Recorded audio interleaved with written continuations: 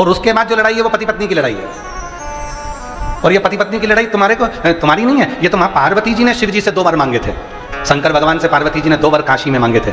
शिव जी ने कहा मांग पार्वती क्या चाहिए, पार्वती ने कहा मुझे 2 वर चाहिए। एक बार ये काशी में जो मरेगा उसको तारक मंत्र तुमको देना पड़ेगा, उसके कानों में गुरु मंत्र देना पड़ेगा। भगवान शंकर ने पार्वती को वचन दे दिया जो काशी में मरेगा उसके कान में गुरु मंत्र मैं दूंगा। दूसरा वर पार्वती जी ने मांगा कि पति पत्नी में कितना भी झगड़ा हो उनका आपस में प्रेम बहुत बढ़े, ये वर दे दीजिए। तो शिव जी ने वर दे दिया, वर दे दिया।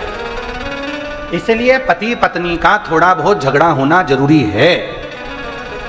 वो झगड़ा करेंगे प्रेम बढ़ेगा, पर इतना झगड़ा मत करना कि वो मायके और तुम्हारे का। इतना झगड़ा भी नहीं,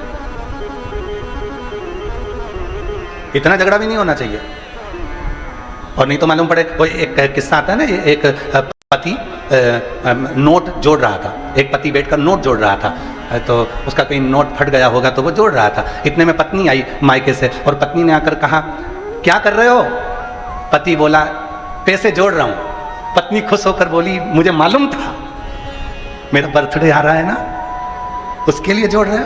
पति बोला नीरी पगली, 500 का नोट फट गया था तो जोड़ रहा हूं।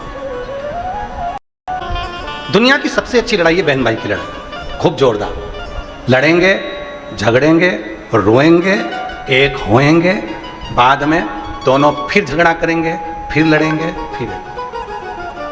पर ये कब तक लड़ते हैं? जब तक विवाह शादी नहीं होते, कुंवारे हैं तब तक लड़ते हैं। और विवाह के बाद में फिर दोनों झगड़ा करने वाली बात को याद कर कर अपने उस याद में कभी कभी आंसू भी आ जाते हैं।